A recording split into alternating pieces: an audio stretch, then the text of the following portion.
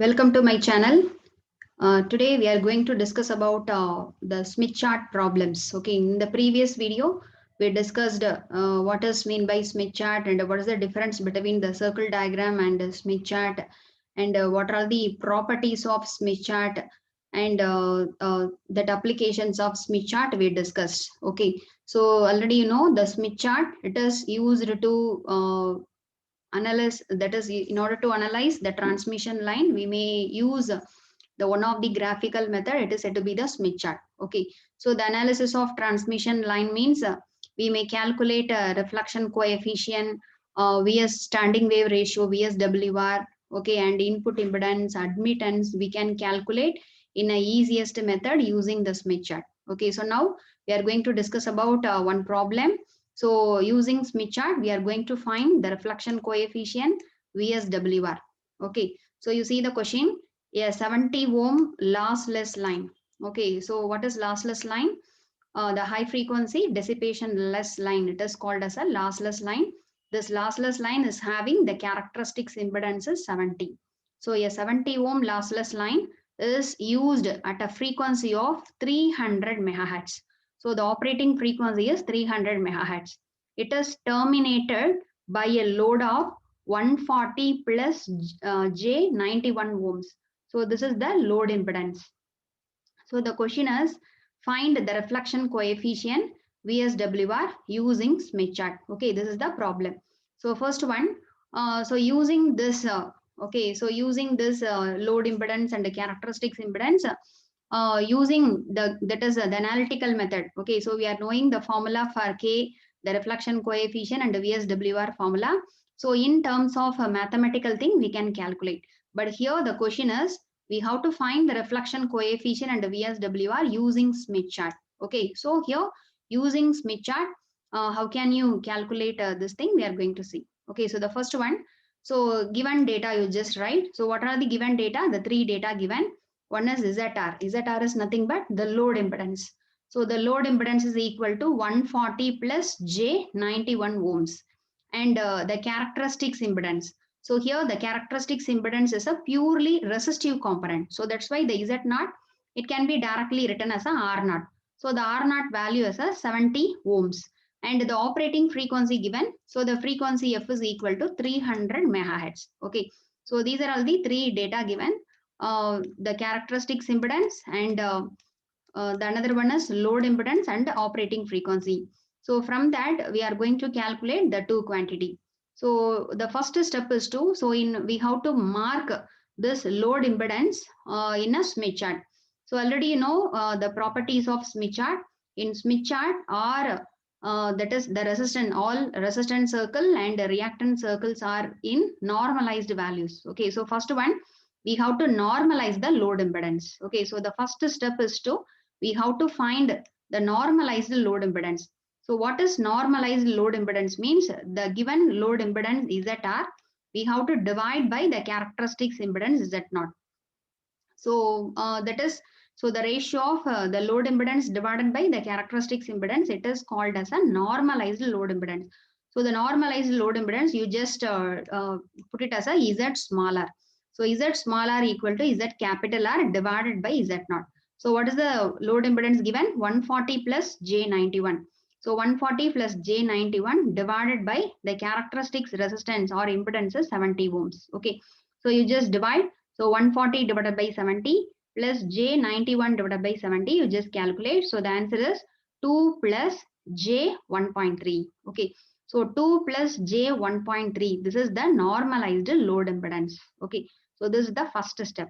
So after calculating the normalized load impedance, we have to locate this load impedance in our Smith chart. Okay. So you see, so in this load impedance, so what is this real part? This real part is nothing but the resistance. Okay, constant resistance circle. This imaginary part is nothing but it is a reactance value. So the resistance circle of the value 2 you just select, and in reactance circle you have to take plus 1.3. Okay, so you see the Smith chart. So this is the Smith chart. So already you know. Okay, so we discussed in the previous video, we discussed what are all the things available in a Smith chart. So Smith chart, it consists of the two circles. the resistance circle as well as the reactance circle. So you see this circle, okay, this circle it is called as a resistance circle, and this radial lines it is called as a reactance circle. Okay, so here first we have to mark the resistance value R equal to 2. So here what is the real part? The real part is 2, the imaginary part is 1.3. So the real part 2 means the RA circle, it is a radius 2 circle you just select. So where is the radius 2 circle? So you see this is this outer circle is a radius 0. This is this circle indicates the resistance of value 0.1. This is 0.2, this is 0.3, 4, 5, etc. So this is a unit circle, that is the resistance value 1. This is 1.2, 1.4, 1.6, 1.82. Okay, so this circle it is called as a resistance circle. Okay, so this circle I just marked, this is the resistance circle of radius 2. Okay, and similarly, what about the reactance value? The reactance value is plus J 1.3. So that reactance value, you see, this is the reactance value here. The reactance 0, 0.1, 0.2, 0.3, etc. So here this is 1.2, this is 1.4. So what is this midline? This midline is said to be 1.3. Okay. So this 1.3 line, so you just mark, this is the 1.3 line. So you just mark the intersection of this resistance circle of radius 2 and this reactance value of 1.3. So this point, okay, so this point you just mark it. So this point you have to indicate as a.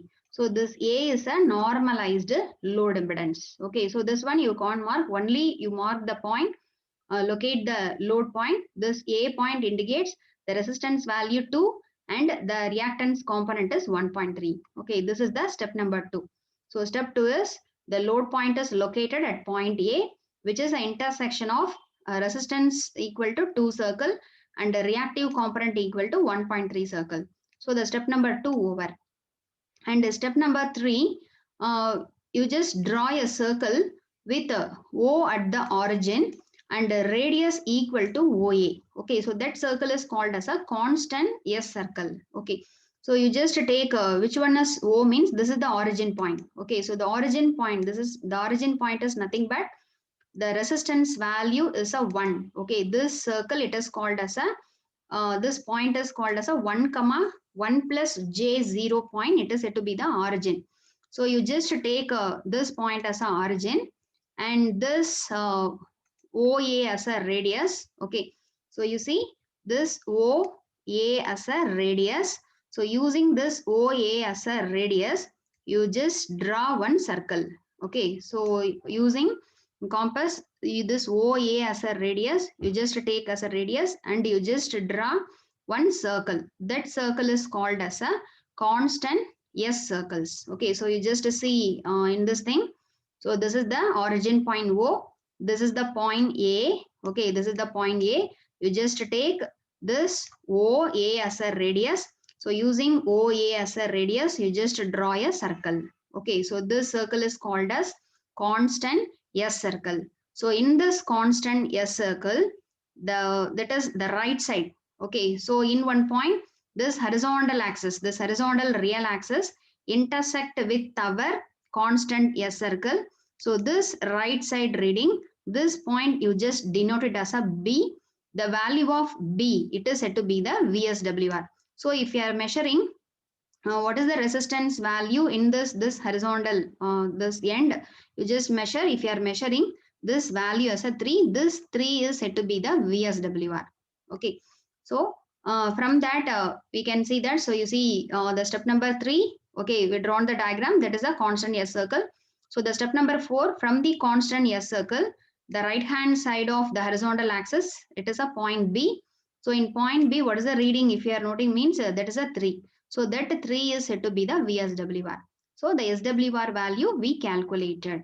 Okay, so in a easy method, we calculated the VSWR. Okay, and the next one, we are going to find the reflection coefficient. Okay, since in our question, the two things we have to calculate, one is VSWR, another one is reflection coefficient. So VSWR we calculated. And the next thing, we have to calculate reflection coefficient. So in order to calculate the reflection coefficient, you know, the reflection coefficient K is nothing but The modulus of k in polar form is nothing but modulus of k with angle pi. Okay, here the magnitude of reflection coefficient we calculate in a separate manner. The angle of reflection coefficient we have to calculate in a separate manner, and we have to combine the both the thing. We will get the total reflection coefficient. Okay, so first one, we are going to find out the angle. So how this angle can be calculated means, you just extend the line OA, okay, to the point C at the periphery. That is, you just see this is OA, and this OA point you just extend it. Okay, so using scale, so you just extend this point. Okay, so if you are extending, we will, that is this line, it will cut. So already you know in Smith chart there are three scales are there. Okay, so the outer scale indicates one reading, the distance of the stub from the load. This in the second circle indicates this is the distance of the stub from the source. And this third circle, okay, this third circle you see 30, 40, 50, this is the angle of reflection coefficient. Okay, so if you are extending this OA point to this line, so this point it cut our angle. In this, the angle measured is at 29 degree. Okay, since it is a 30 degree, this is 20. So in between this 5 divisions are there. So 22, 24, 26, 28, then 29. So this 29 degree, it is nothing but the phase angle of reflection coefficient. Okay, so if you are correctly using scale, if you are connecting means, so you see this diagram. So if you are extending this OA line to the last scale of this Smith chart, so here you see this point is C. In the point C, what is the phase angle means? That phase angle is equal to 29 degree. Okay, so this is the phase angle of the reflection coefficient. Okay, so the reflection coefficient phase angle we calculated. So the next one, we have to calculate the magnitude. Okay, so the next step we have to follow. So what is the next step means? You just draw, and so we have to take that radius OA. Okay, so in a compass, and you just draw an arc in the bottom of the Smith chart. Okay, so that gives the reflection coefficient. So in the Smith chart, so you see in the Smith chart here one linear scale is given. Okay, so you see after the Smith chart here one scale is given. So in that this one representing the reflection coefficient. Okay, this point it is representing the reflection coefficient. This is 0, 0 0.1, 0 0.2, 0 0.3, 0 0.4, 0 0.5, 0 0.6 and so on. This point is said to be the reflection coefficient. Okay, so you just take this OA. Okay, this OA as a this OA distance you just measure using compass. This OA as you take the distance, and using, so you place the compass in this point, and you just draw one arc. Okay, so if you are drawing this arc, it intersects one point, you know, at that point you just see what is the reflection coefficient, the magnitude of reflection coefficient. If you are measuring means, the answer is 0.5. Okay, so this 0.5. Okay, so here the readings are given. This is 0.1, 0.2, 0.3, 0.4, 0.5. So the magnitude of reflection coefficient, it is given as a 0.5. Okay, so from that you just note down the reflection coefficient, the modulus of k is equal to 0.5. Okay, so then combinedly we can written as the reflection coefficient k is equal to modulus of k with angle pi. Okay, so modulus of k with angle pi. So from that, what is the modulus of k? It is 0.5 with what is the angle? 29 degree. So this is the reflection coefficient. Okay, so this is the procedure in order to find the reflection coefficient and VSWR. Okay, so quick review, we can see the first step is to, we have to obtain the normalized load impedance. Okay, by dividing the load impedance by characteristics impedance. Okay, then this point you just locate in a Smith chart. Okay, by connecting the resistance circle of value 2, reactance circle of value plus 1.3. Okay, that is the second step. And the third step, using the radius OA. Okay, so this is the point A. You take this OA as a radius, and you just draw one circle. So that circle is called as a constant S circle. Okay, so this constant S circle, it will cut our real axis. Okay, this is said to be the real axis. So this cut our real axis. So in the right side, okay, it cut this circle, it will cut in 2 point in a real axis, left side and right side. In right side, what is the reading? You just see. So that reading is 3. So this 3 is said to be the VSWR. Okay, that's all. Then in order to find the reflection coefficient, we have to find the magnitude part as well as the that is the phase shift. Okay, so first in order to find out the phase shift, so you just connect this OA. Okay, so you just connect this OA and extend this OA line up to the periphery of this Smith chart. Okay, you just extend. If you are extending this, it will okay. So you see, if you are extending this OA point, so it will cut our this third scale. It is said to be the this inner scale is said to be the angle of reflection coefficient. So in reflection coefficient, what does the angle mean? That is a 29 degree. Okay, and the modulus of reflection coefficient is calculated by, so you just take this OA as a radius. So using that radius in Smith chart, here one linear scale is given. So you place the compass one point here, okay, and you put one arc. In that arc, this arc, it will cut one point, you know. So this reading, okay, there are 4 reading is given. This reading is said to be the reflection coefficient. So here the reflection coefficient magnitude is 0.5. Okay, so if you are combinedly writing, we will get the reflection coefficient is equal to 0.5 with angle 29 degree. Okay, so that's all. So similar to this, we may solve using Smith chart. We may calculate the input impedance and minimum load impedance, maximum load impedance, and so on. Okay, so we will discuss the remaining problems in the next videos. Okay, so thanks for watching my channel, and please subscribe my channel for more videos. Okay, so and please share this video to your friends also. Okay, if you want to learn the remaining, the first 2 unit lecture videos as well as the corresponding MCQ videos in my channel. So the 2 playlist is created separately for MCQ and lecture video. You just learn. Okay, or I will give link in the description box. You can refer it. Okay, so thank you. We will meet in the next video.